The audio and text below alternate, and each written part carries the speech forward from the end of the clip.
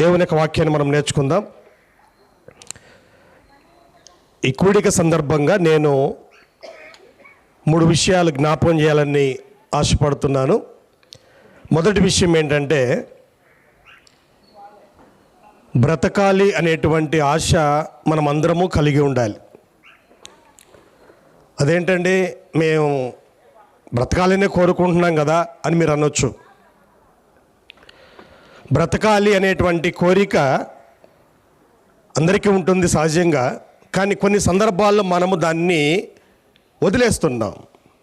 ఎప్పుడు అప్పులు ఎక్కువైనప్పుడు, సమస్యలు ఎక్కువైనప్పుడు, కుటుంబ సభ్యులు మనల్ని ప్రేమించినప్పుడు, పెళ్లి చేస్తున్నటువంటి వ్యక్తి బాధిస్తూ ఉన్నప్పుడు, ఇలా కొన్ని సందర్భాల్లో మనము ఇక ఎందుకు నేను ముగిస్తాను అనేటువంటి నిర్ణయానికి మనం వస్తున్నాం.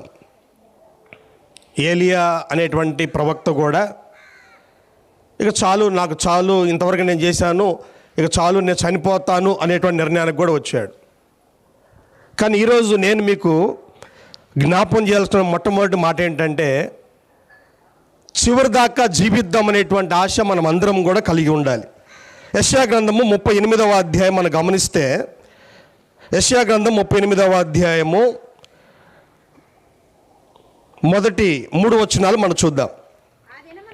ఆ దినములలో హిజ్కియాకు మరణకరమైన రోగము కలుగగా ప్రవక్తయు ఆమోజు కుమారుడైన యెషయా అతని యొద్దకు వచ్చి, నీవు మరణమవుచున్నావు, బ్రతుకవు గనుక నీవు నీ ఇల్లు చక్కబెట్టుకొనుమని యెహోవా సెలవిచ్చున్నాడని చెప్పగా. చాలండి. చూడండి, ఇక్కడ ఒక రాజుగారు, ఈ రాజుగారి గురించి నేను 2 మాటలు చెప్తాను. ఈయన రాజ్యానికి రాకముందు వాళ్ళ నాన్న పరిపాలించాడు. వాళ్ళ నాన్న దేవునికి వ్యతిరేకంగా జీవించాడు, ఏకంగా దేవాలయాన్ని మూసేశాడు. మనందరూ తెలుసు, ఇశ్రాయేల్ దేశంలో దేశం మొత్తం కలిపి ఒక్కటే గుడి ఉంటుంది. అంతకుముందు వాళ్ళ నాన్నగారి గురించి మనం మాట్లాడుకుంటే, ఈయన దేవునికి వ్యతిరేకంగా జీవిస్తూ ఏకంగా దేవాలయాన్ని మూసేశాడు. ఉన్నది ఒకటే మందిరం, దేశం మొత్తం కలిపి కూడా, దాన్ని మూసేశాడు. అయితే ఈయన రాజుగా వచ్చినటువంటి మొదటి సంవత్సరము మొదటి నెలలోనే ముందు ఆ తలుపులు తెరచి అన్నీ బాగు చేసి సేవకులను సిద్ధపరిచి దేవుని యొక్క పనిని ప్రారంభించడం జరిగింది. అంటే మంచి రాజు, దేవుని యొక్క పనికి ఆటంకం లేకుండా దేవుని యొక్క పని నిర్విరామంగా జరుగునట్లుగా తన వంతు తాను కృషి చేశాడు. ఇతను చాలా మంచి పనులు చేశాడు. కానీ ఒక రోగం వచ్చింది. ఏ రోగం అని అంటే, అది మరణకరమైనటువంటి రోగం అంట. ఎన్ని మందులు వేసుకున్నా కానీ తగ్గేటువంటి పరిస్థితి లేదు. ఇతను చనిపోవలసిందే. మనం అనవచ్చు, అదేంటండి, అంత మంచి వ్యక్తి, దేవాలయాన్ని తెరిచినటువంటి వ్యక్తి, దేవుని యొక్క పనిని జరిగించడానికి తన వంతుగా గొప్పగా కృషి చేసినటువంటి వ్యక్తి, బాగా పరిపాలన చేసేటువంటి వ్యక్తి, ఈయనకి మరణకరమైన రోగం రావటం ఏంటి అని మనకు అనవచ్చు, మనకి అనుమానం రావచ్చు. చూడండి, మానవులుగా మనము శరీరాన్ని ధరించినప్పుడు ఈ రోగాలు, వ్యాధులు, సమస్యలు ఇవన్నీ కూడా సహజంగా వస్తూ ఉంటాయి. అయితే ఇక్కడ మనము గమనిస్తే మరణకరమైన రోగం వచ్చినప్పుడు మనం చూడండి, ఆ పరిస్థితుల్లో కూడా మనము దేవునికి వ్యతిరేకంగా మాట్లాడకూడదు, లేదా దేవునికి వ్యతిరేకంగా ఆలోచన కూడా చేయకూడదు. మంచివాడికి ఇలాంటిది రావటం ఏంటి, అలాంటి మాటలు మనం మాట్లాడకూడదు. మాటల చేత కూడా దేవుడు ఆయాసపడతాడంట, బాధపడతాడంట. మాటలు కూడా మనం జాగ్రత్తగా మాట్లాడాలి. దేవుని యొక్క నిర్ణయం ఏమై ఉన్నదో అని మనం మౌనంగా ఉండాలి తప్ప పొరపాటున మాట కూడా మనం మాట్లాడకూడదు. చూడండి, ఈయనకి మరణకరమైనటువంటి రోగం వచ్చినప్పుడు మంచంలో ఉన్నాడు, లేవలేని పరిస్థితి. అయితే ఈలోపు ప్రవక్త ఒక ఆయన వచ్చి, చూడండి, ప్రవక్త ఒక ఆయన వచ్చి ఏం చెప్తున్నాడు, నువ్వు బ్రతుకవు, నువ్వు చనిపోబోతున్నావు. చూడండి, మనందరికీ తెలిసినటువంటి ఒక విషయం ఏంటంటే, చావు వార్తను ఎవరు కూడా వాళ్ళకి చెప్పం, డైరెక్ట్గా చెప్పం. డాక్టర్ కూడా ఏం చెప్తాడు, తగుద్దులే అంటాడు. కానీ పక్కన వాళ్ళని పిలిచి చెప్తాడు, ఈయన పని అయిపోయింది అంటాడు. అంటే చావు వార్తను మనము డైరెక్ట్గా మనం చెప్పము అతనికి. మన ఉద్దేశం ఏంటంటే బ్రతికినటువంటి 4 రోజులైనా సంతోషంగా అతను బ్రతకాలి అనేది మన ఉద్దేశం. అందుకే చావు వార్త మనం చెప్పం. కానీ ఇక్కడ దేవుడు గమనిస్తే దేవుడు డైరెక్ట్గా ఒక ప్రవక్తను పంపించి నువ్వు చనిపోతున్నావు అంటున్నాడు. దీన్ని కూడా మనం అపార్థం చేసుకోకూడదు. దేవుడు ఏది చేసినప్పుడు దాని వెనుక ఏదో ఒకటి ఉంటుంది, మంచి ఉంటుంది తప్ప ఏమాత్రం చెడు ఉండదు, కీడు ఉండదు. నీ ఇల్లు చక్కబెట్టుకొని చెప్పినప్పుడు అతడు తన ముఖమును గోడ తట్టు త్రిప్పుకొని యెహోవా యథార్థ హృదయుడనై సత్యముతో నీ సన్నిధిని నేనెట్లు నడుచుకుంటునో నీ దృష్టికి అనుకూలముగా సమస్తమును నేనెట్లు జరిగించుతునో కృపతో జ్ఞాపకం చేసుకొనుమని హిజ్కియా కన్నీళ్లు విడుచు యెహోవాను ప్రార్థింపగా. కన్నీటి ప్రార్థన చేశాడంట. అంటే అతని ఉద్దేశం ఏంటంటే నేను బ్రతకాలి, చావకూడదు. ఆల్రెడీ నీకు వచ్చినటువంటి రోగము ప్రాణాంతక రోగము, ఎన్ని మందులు వేసుకున్నా కూడా తగ్గే రోగం కాదు, నువ్వు చనిపోతావు. అయినా సరే ప్రవక్త వచ్చి డైరెక్ట్గా చెప్పాడు నువ్వు బ్రతకవు, చనిపోతున్నావు అని చెప్పాడు. ఇక ఆ మాట తిరుగుంటుందా? ఆ మాట తిరుగుండదు. అంతకుముందు ఏదైనా ఆశ ఉంటుందేమో కానీ అంతకుముందు ఒక్కసారి ప్రవక్త వచ్చి డైరెక్ట్గా చెప్పిన తర్వాత ఇంక వేరే ఆశ లేదు. ఇంకా చనిపోవాలి, ఇంకంతే దేవుడు నిర్ణయించాడు. అయినా కూడా గోడ వైపు తన ముఖం తిప్పుకొని కన్నీటితో ప్రార్థన చేస్తున్నాడు. అతని ఉద్దేశం ఏంటంటే నేను బ్రతకాలి. అందుకే ఇందాక నేను చెప్పాను, బ్రతకాలి అనేటువంటి ఆశ మనకు ఉండాలి. ఎందుకు బ్రతకాలనే ఆశ మనకు ఉండాలి అని అంటే, ఇక్కడ ఒక పాయింట్ మీరు గమనించారో లేదో, నీ ఇల్లు చక్కబెట్టుకో అని దేవుడు చెప్పాడంట. అంటే ఇల్లు చక్కబెట్టుకో అంటే ఇల్లు అంటే భౌతికమైన ఇల్లు కాదు. ఇక్కడ ఇల్లు అంటే ఏంటి? ఇక్కడ కుటుంబం. అతను ఒక రాజు, ఆ తర్వాత అతనికంటూ ఒక కుటుంబం ఉంది, బాధ్యతలు చాలా ఉన్నాయి. కాబట్టి దేవుడు చెప్తున్నాడు అవన్నీ చక్కబెట్టుకో, నీ పని అయిపోయింది అని చెప్తున్నాడు. కానీ హిజ్కియా ఏమంటున్నాడంటే నేను బ్రతకాలి. ఎందుకు ఈ మాటలు జ్ఞాపకం చేస్తున్నానంటే ఈరోజు చాలామంది, ముఖ్యంగా పురుషుల్లో, స్త్రీల్లో కూడా ఉంటుంది ఇది, చాలామంది సమస్యలు వచ్చినప్పుడు, ఇబ్బందులు వచ్చినప్పుడు ఇక ఎందుకు నా బ్రతికేందుకు, నేను చనిపోతే బాగుండు అని డిసైడ్ అయిపోతున్నారు. సరే ఓకే, నీ బాధలు నీకున్నాయి, నువ్వు చనిపోతావు, ఓకే. తర్వాత నెక్స్ట్ ఏంటి? నీ భార్య పరిస్థితి ఏంటి? బిడ్డల పరిస్థితి ఏంటి? చూడండి, ఒకసారి సమాజాన్ని ఒకసారి మనం ఆలోచన చేస్తే ఈరోజు పురుషుడు స్త్రీ ఇద్దరు, భార్యాభర్తలు ఇద్దరు కలిసి ఉన్నప్పుడే బ్రతకాలంటేనే కష్టము. అటువంటిది భర్త లేడు అంటే సమాజం ఎంత చిన్న చూపు చూస్తుందో. ప్రతివాడికి లోకువే. పురుషుడితో చూడండి, ఇప్పుడు పురుషుడి సంబంధం కూడా లేదు, ఈమె విధవరాలుగా ఉంది, ఒంటరిగా ఉందనంటే ఇంకా పిచ్చి కుక్కల్లాగా ప్రవర్తిస్తూ ఉంటారు సమాజం. ఆ తర్వాత పిల్లల పరిస్థితి ఏంటి? పెళ్ళిళ్ళు చేయలేదు, పిల్లల పరిస్థితి ఏంటి? వాళ్ళకి మంచి భవిష్యత్తు ఇంకా రాలేదు, వాళ్ళకి స్థిరపడలేదు. కాబట్టి నేను బ్రతకాలి.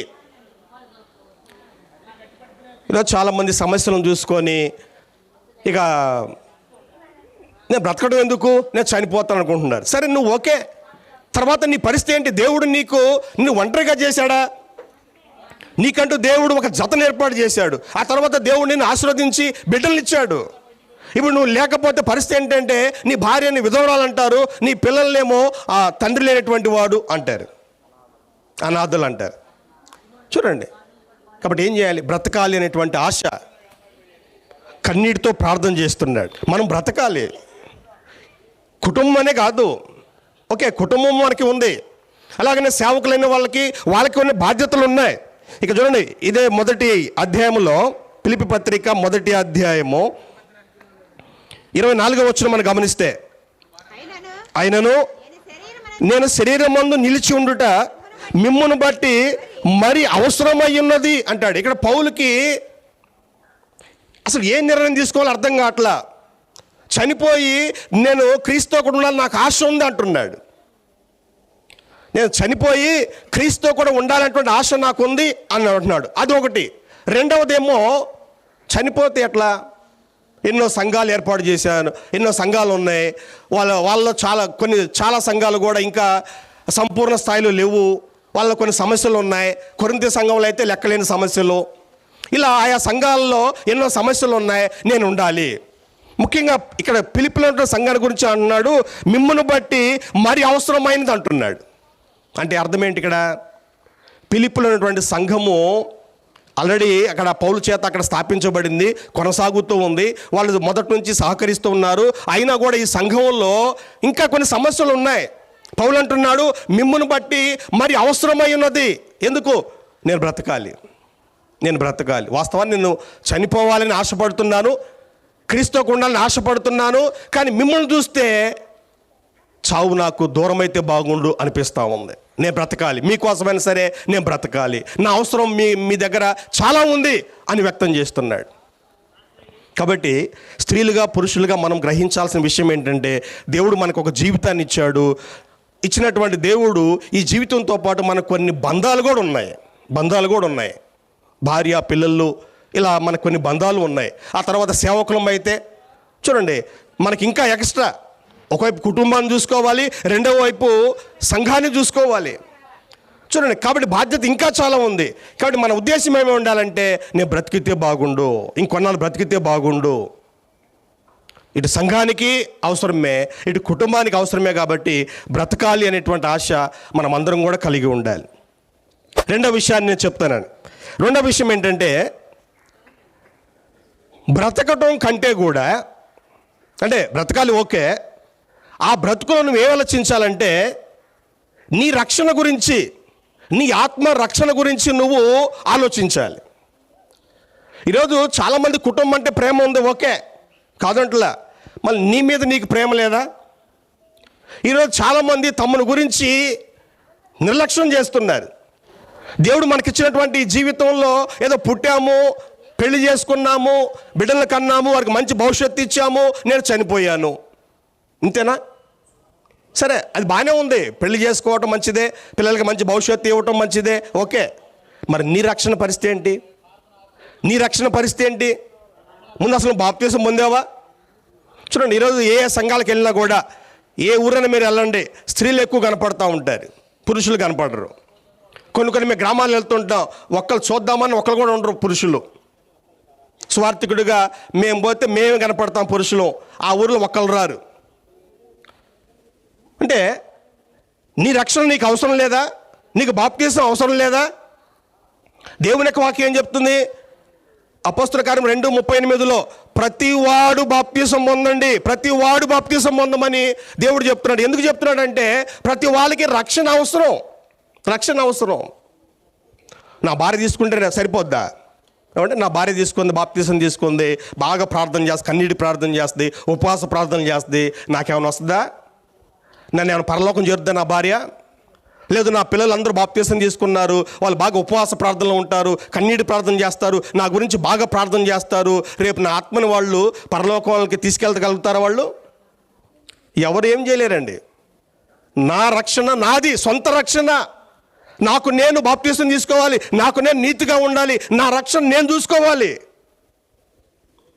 ఒకసారి మీకు గుర్తుందా, సొదొమ గొమొర్రా ప్రాంతాలు దుర్మార్గంగా జీవిస్తున్నప్పుడు దేవుడు చేసిన ఏర్పాటు ఏంటంటే, లోతు కుటుంబానికి మీరు పారిపోండి, ఇక్కడ నుంచి పారిపోండి, వెనక చూడమాకండి అని చెప్పాడు. వెనక చూడొద్దు, ముందు చూస్తూ మీరు పారిపోండి అని చెప్పాడు. వాళ్ళు ఉన్న ఎంతమంది? 4, భర్త, భార్య, 2 కూతుర్లు. వాళ్ళని డిసైడ్ చేస్తే వాళ్ళే రావన్నారు. సరే, వాళ్ళని వదిలేశారు. 4 బయటకు వస్తున్నారు. ఈ సందర్భంలో, బయటకు వచ్చేటువంటి ఈ సందర్భంలో 2 కూతుర్లు బాగానే వెళ్తున్నారు, ఈయన లోతు గారు కూడా బాగానే వెళ్తున్నాడు. కానీ భార్య ఏం చేసింది? వెనక చూసిందంట. ఇంకంతే, స్టక్ అయిపోయింది. ఇంకా అరే నా భార్య అని చెప్పి వెనక తిరిగాడు ఈయన. మా అమ్మ అని చెప్పి వాళ్ళు వెనక తిరిగారా? తిరిగితే వాళ్ళ పరిస్థితి ఏమయ్యేది? వాళ్ళు కూడా ఉప్పు స్తంభాలకు మిగిలిపోయేవారు. ఇవాళ 4 స్తంభాలు ఉండేవి, ముందు ఒకటే. రక్షణ సొంతది. ముందు నీ గురించి నువ్వు ఆలోచన చేసుకో. బాధ ఉంటుంది, ఓకే. నా బంధువులు రావటం లేదు సత్యంలోకి, నా రక్త సంబంధికులు రావటం లేదు, బాధే. కానీ వాళ్ళ కోసం మన వెనక చూస్తే మనం కూడా స్టక్ అయిపోతాం. కాబట్టి లోతు కానీ 2 కూతుర్లు కానీ ఏం చేశారు? వాళ్ళు వెళ్ళిపోయారు, ముందు చూస్తూ వెళ్ళిపోయారు. కాబట్టి ఈరోజు మనమందరం కూడా వ్యక్తిగతంగా నా రక్షణ, నా సొంత రక్షణ గురించి నేను ఆలోచన చేసుకోవాలి. అంటే నేనేం చేయాలా? బాప్తీసం తీసుకోవాలి. దేవుని యొక్క వాక్యం మనకి పదే పదే చెప్తుంది, నేడే రక్షణ దినము. కొరింథీయులకు రాసినటువంటి 2వ పత్రిక 6వ అధ్యాయం, కొరింథీయులకు రాసినటువంటి 2వ పత్రిక 6వ అధ్యాయము 2వ వచనం మనం గమనిస్తే, ఇదే ఇప్పుడే అని గ్రంథం చెప్తుంటే మన వాళ్ళు బాప్తీసం తీసుకోమంటే పుట్టినరోజు తీసుకుంటా, పండగ తీసుకుంటా, జనవరి 1 తీసుకుంటా, కొంతమంది ఏమో నేను సచ్చినాకు తీసుకుంటా, దినానికి తీసుకుంటా. ఇదా దేవుని యొక్క వాక్యం ఏం చెప్తుందండి? మానవ జీవితం అనేటువంటిది ఇటువంటిదంట. చూడండి, ఇది గడ్డి పువ్వు లాంటిది, బుడగ లాంటిది. ఎప్పుడు మనం చనిపోతామో, ఎప్పుడు ఆరిపోతుందో కూడా తెలియదండి. మనం చూస్తున్నాం కదా యూట్యూబ్లో, ఒక ఆయన పాస్టర్ గారు పాట పాడుతున్నాడు, అంతే ఉరిగిపోయాడు. పాట పాడుతున్నాడు, పాట కూడా పూర్తి అవ్వలా. ఈ లోపానికి స్ట్రోక్ వచ్చింది, క్షణాల మీద చనిపోయాడు. మన జీవితం ఏ పాటిదండి మన జీవితం? ఈరోజు మనం చూస్తూ ఉంటే మనం తినేటువంటి ఆహార పదార్థాలు కానివ్వండి, ఏది చేసినా మనం తాగేటువంటి ఈ నీరు కానివ్వండి, ఏది వాడినా కూడా ఇవన్నీ కూడా కలుషితమైనటువంటి పదార్థాలు. ఎప్పుడు మన జీవితాన్ని ముగించాల్సి వస్తుందో అర్థం కావట్లా. సేవకులమైనా సరే ఆ టైం లేదు, ఇంకా టైం లేదు ఇక్కడ. ఇందాక లోతు కుటుంబానికి జ్ఞాపం చేశాను కదా, వాళ్ళు కూడా ఆలస్యం చేస్తున్నారంట. మా అల్లులు రావాలి, వాళ్ళేమో అది సాకులు చెప్తున్నారు. ఈయన పరిస్థితి ఏంటంటే, నా కూతుర్లు మరలా చూడండి, వాళ్ళు ఆల్రెడీ అల్లుల్ని ఫిక్స్ ఎంగేజ్మెంట్ జరిగి ఉందేమో, అల్లుళ్ళు డిసైడ్ అయ్యారంట. అల్లుల కోసం ఈయన లేట్ చేస్తున్నాడు. ఇక దేవదూతలు ఇంక ఆగల, వాళ్ళు ముందు ఇలా బలవంతంగా పట్టుకొని ముందు ఊరు బయట తీసుకెళ్లారంట. చూడండి, టైం లేదు ఇక్కడ. ఎప్పుడు మనం చనిపోతాం మనకు తెలియదు. అందుకే దేవుని వాక్యం చెప్పేది ఏంటంటే, ఇదిగో ఇప్పుడే మిక్కిలి అనుకూలమైన సమయము, ఇదిగో ఇదే రక్షణ దినము, ఇదే రక్షణ దినం, ఇదిగో ఇదే అనుకూలమైన సమయము.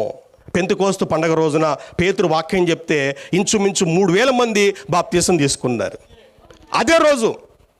తర్వాత మనం గమనిస్తే పురుషుల సంఖ్య 5000. ఆ తర్వాత మనం గమనిస్తే 16వ అధ్యాయంలో లేదా 10వ అధ్యాయం మనం గమనిస్తే కొర్నేలు ఇంటి వారు వెంటనే బాప్తీసం తీసుకున్నారు. లూదియా కుటుంబం వెంటనే బాప్తీసం తీసుకున్నారు. చెరసాల నాయకుడు రాత్రి ఆ గడిలోనే తీసుకున్నాడంట. ఆయన కుటుంబ సభ్యులు తెల్లారిందా కూడా ఉండలే. ఎందుకు? వాళ్ళు అర్థం చేసుకున్నారు, రక్షణ అనేటువంటిది మనకు అత్యవసరము, టైం లేదు, వెంటనే బాప్తీసం తీసుకోవాలి. ఈరోజు సేవకులు కొంత ప్రజల్ని కొద్దిగా ఇరుకుని పెడుతున్నారు. బాప్తీసం అంటే మాటలా అని కొన్ని సంఘాల వాళ్ళు, పేర్లు చెప్పడం కానీ నేను, కొన్ని సంఘాలలో అయితే 10 సంవత్సరాలు 20 సంవత్సరాల దాకా కూడా వాళ్ళని ఆపుతారంట. నీ పాపాలు ఒప్పుకోవాలి, నీ మోకాల మీద మచ్చలు కనపడాలి అని చెప్పి 10-20 సంవత్సరాల దాకా కూడా వాళ్ళని తీసుకెళ్తారంట. గ్రంథంలో అలాంటి ఉదాహరణలు మనకు కనపడవండి. నేను పాపిని అని నువ్వు గ్రహించినప్పుడు, రక్షణ నాకు అవసరమని నువ్వు గ్రహించినప్పుడు వెంటనే పొందాలండి. నపుంసకుడు ఎప్పుడు తీసుకున్నాడు బాప్తీసం? దారిలో వస్తూ వాక్యం విన్నాడు, దారిలో నీళ్ళు కనపడ్డాయి, ఆయన అడుగుతున్నాడు, ఇదిగో నీళ్ళు బాప్తీసం ఇవ్వు అంటున్నాడు. ఆయన అర్థం చేసుకున్నాడు, పిలుపు అల్లా, ఇదిగో నీళ్ళు వచ్చినాయా తీసుకో అని పిలుపు అల్లా. ఈయనకు అర్థమైపోయింది, నా టైం అయిపోయింది, నాకు రక్షణ ఇప్పుడు అవసరమని గ్రహించాడు. నీళ్ళు కనపడ్డే మునిగాడు. అది దాని అర్థం, ఆ ప్రవచనం యొక్క అర్థము అదండి. ఈరోజు చాలామందికి రక్షణ గురించి అర్థం అవట్లా. ఇందాక సహోదరులు జ్ఞాపం చేశారు, ఆశీర్వాదం గారు ఆయన బాగలేనప్పుడు హాస్పిటల్ ఉన్నప్పుడు సహోదరులు దర్శించారంట, ప్రార్థన చేశారంట. అయ్యా నేను బాగైన తర్వాత బాప్తీసం తీసుకుంటానయ్యా అని చెప్పాడంట.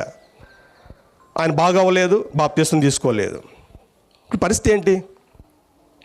అందుకే దేవుడు చెప్పాడు, ఇదిగో ఇదే రక్షణ దినము, ఇప్పుడే మిక్కిలి అనుకూలమైన సమయము. రేపు ఉంటుందో ఉండదో మనకు తెలియదు. ఇలాంటి అనుకూల సమయం వస్తుందో రాదో మనకు తెలియదు. చాలామంది ఆగిపోయిన వాళ్ళు కూడా ఉన్నారు. బాప్తీసాన్ని సిద్ధపడిన తర్వాత అయ్యా కొద్దిగా ఒక్క నిమిషం ఆగు, లేదా ఒక రోజు ఆగు అని అన్నవాళ్ళు ఇంక అడ్రస్ లేరు. ఇంకా మనసు మారచ్చు, ఆటంకపరిచే వాళ్ళు ఉంటారు, లేదా మన ప్రాణమే పోవచ్చు. ఇంకోటి, క్రీస్తు రాకడ ఎప్పుడో కూడా మనకు తెలియదండి. ఆయన ఎప్పుడు వస్తాడో కూడా తెలియదు. ఇంకా బాప్తీసం పొందిన వాళ్ళు చాలామంది ఉన్నారు, నేను ఆగుతాను అని అనుకుంటుందా? లేదండి. ఆయన ఎప్పుడు వస్తాడో తెలియదు. రాకముందే మనం సిద్ధపడి ఉండాలి. మనకు తెలుసు కదా, బుద్ధి గల కనికలు బుద్ధి లేని కనికలని.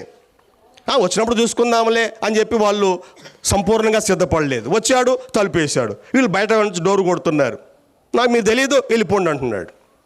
ఎందుకంటే ఇచ్చినటువంటి సమయాన్ని ఉపయోగించుకోవాలి తప్ప సమయం అయిపోయిన తర్వాత మనం ఏం చేసినా కూడా మనకి దొరకదు. ఏశావు పరిస్థితి అంతే. ఆశీర్వాదం పొందాలని ఆశపడ్డాడంట, దొరకలేదు. కాబట్టి సమయం ఉన్నప్పుడే మనము ఉపయోగించుకోవాలి. ప్రతి వాడు బాప్తిసం పొందండి అని దేవుడు చెప్పినప్పుడు మనం అందరం కూడా ఈ విషయాన్ని గ్రహించి వెంటనే పొందటానికి సిద్ధపడాలి.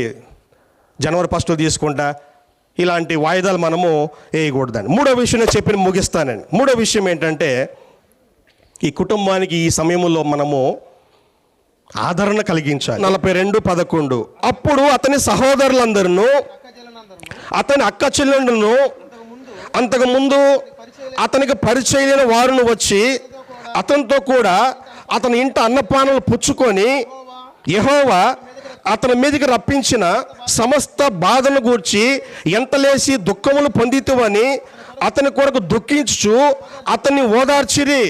ఇదిగాక ఒక్కొక్కడు ఒక వరహాను ఒక్కొక్కడు బంగారు ఉంగరమును అతనికి తెచ్చి ఇచ్చెను. ఇక్కడ యోబు గారికి శ్రమలు వచ్చినప్పుడు ఏం చేశారంట, అతని సహోదరులందరూ అతని అక్క చెల్లెళ్ళందరూ కూడా అంతకుముందు అతనికి పరిచయాలు ఇస్తున్నటువంటి వారందరూ వచ్చి అతని ఇంట్లో ఉండి అతనితో కలిసి భోజనం చేస్తూ ఓదారుస్తున్నారు. కుటుంబం బాధలో ఉన్నప్పుడు ఏం చేయాలండి? మనము ఎందుకు వచ్చాం? మనం ఈరోజు పనులు మానుకొని సేవకులు అంటే మా పని మా సంగతి తీసేయండి, ఎందుకంటే మా పని ఇదే కాబట్టి మేము వచ్చాం. మీరు ఎందుకు వచ్చారు ఇక్కడికి పనులు మానుకొని? చూడండి, వాళ్ళని ఓదార్చడానికి, ధైర్యపరచడానికి, తండ్రి లేనటువంటి ఆ లోటు చూడండి, చాలా బాధ, చాలా బాధ. కుటుంబానికి ఇప్పుడు పోషకుడు, సంరక్షకుడు లేడు. ఇప్పుడు ఇంకా చెప్పాను కదా, సమాజం ఇలాంటి కుటుంబాన్ని చిన్న చూపు చూస్తూ ఉంటారు. ఒకసారి మీరు ధర్మశాస్త్ర గ్రంథం మీరు చదవగలిగితే ధర్మశాస్త్రం విధవరాల గురించి దేవుడు చాలా సందర్భాల్లో ఆజ్ఞలు ఇచ్చాడు. వాళ్ళ పొలాన్ని మీరు ఆక్రమించుకోవద్దు అంటాడు.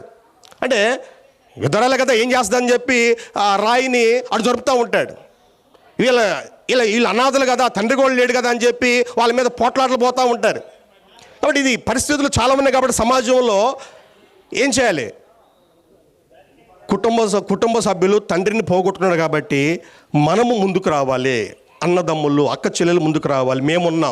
మేమున్నాం అనేటువంటి ధైర్యాన్ని వాళ్ళకి ఇవ్వగలగాలండి. కుటుంబ సభ్యులు దుఃఖంలో ఉన్నప్పుడు మేమున్నాము మీ వెనుక అని అంటే వాళ్ళు కాస్త ధైర్యంగా ఉంటారు. అంతేగాని వచ్చి నీ కర్మ బాగాలేదు, నీ జాతకం బాగలేదు, కొంతమంది వస్తుంటారు కదా, మీ నాన్న నీ కాపురం నాశనం చేశాడు, ఇలాంటి మాటలు మాట్లాడుతుంటారు. ఏమండి, తండ్రికి ముందు తెలుసా ఇలా జరుగుద్దని? అసలే వాళ్ళ బాధల్లో ఉంటే వాళ్ళ దగ్గరికి వచ్చి అసలు మీ ఇల్లు కరెక్ట్గా ఉందా లేనిపోయిన అనుమానం పెడతా ఉంటారు. అమ్మోళ్ళు ఇడిపోయింది, అసలు పెళ్లి రోజే మంచిది కాదు, ఇలాంటి పనికిమాల మాటలు మాట్లాడుతుంటారు. బాధలో ఉన్నప్పుడు ఏం చేయాలండి? మేమున్నాం అనేటువంటి ఓదార్పుని వాళ్ళకి ఇవ్వగలగాలి. రెండవది ఏంటంటే, మేము మీ గురించి ప్రార్థన చేస్తాం. ఇందాక పౌలు గారు ఎపఫ్రోదితు గురించి ప్రార్థన చేశాడండి. మేము ప్రార్థన చేస్తాం, మీ గురించి మేము ప్రార్థన చేస్తాం, మీ గురించి ఆలోచన చేస్తాం. యాకోబు పత్రిక 1వ అధ్యాయం 27వ వచనంలో యాకోబు చెప్పిన మాట ఏంటి? దిక్కులేని పిల్లలను, విధవరాండ్రను వారి ఇబ్బందుల్లో పరామర్శించాలి. అది భక్తి. ఏదో వచ్చాము పోయాము అనేటువంటిది కాదు. చర్చి కట్టించాను, చర్చికి పొలం రాసిచ్చాను, ఇది కాదు. దిక్కులేని పిల్లలను, విధవరాండ్రను వారి ఇబ్బందుల్లో పరామర్శించాలి. అది నిజమైనటువంటి భక్తి. పరామర్శించాలి తప్ప వాళ్ళ ఇంటికి వచ్చి లేనిపోని అనుమానాలు పెట్టి వాళ్ళు ఇంకా ఇబ్బంది పెట్టకూడదండి. ఆ మూల ఇడిపోయింది, ఈ మూల ఇడిపోయింది, ఇలాంటి పనికిమాల మాటలు మాట్లాడకుండా ఓదార్పు మాటలు మాట్లాడదాం. మేము ఉన్నామంటే ధైర్యాన్ని వాళ్ళకి ఇవ్వగలుగుదాం. ఇక చూడండి, యోబు గారి కుటుంబం బాధలో ఉన్నప్పుడు ఒక్కొక్కడు ఒక్కొక్క వరహాను, ఒక్కొక్కడు బంగారు ఉంగరాన్ని తెచ్చి అతనికి ఇచ్చారంట. ఆ విధంగా అతని ఆస్తి మనం గమనిస్తే ఆ తర్వాత అతని ఆస్తి ఏమైందంట? 2 అంతలైందంట. ఇలా ఇచ్చింది కొంత, ఆ తర్వాత దేవుడు వారిని ఆస్వాదించింది ఇంకొంత, మొత్తం కలిపితే ఇదివరకున్న ఆస్తి కంటే ఇప్పుడు 2 అంతలైందంట. చూడండి, 2 అంతలైందంట. మరలా దేవుడు వారికి మరలా 7 కొడుకులను ఇచ్చాడు, 3 కూతుర్లను ఇచ్చారు. అంటే సంతానం వచ్చింది, ఆస్తి వచ్చింది. దేవుడు ఆ విధంగా వారిని మరలా ఆస్వాదించాడు. దీని వెనుక ఎవరున్నారు?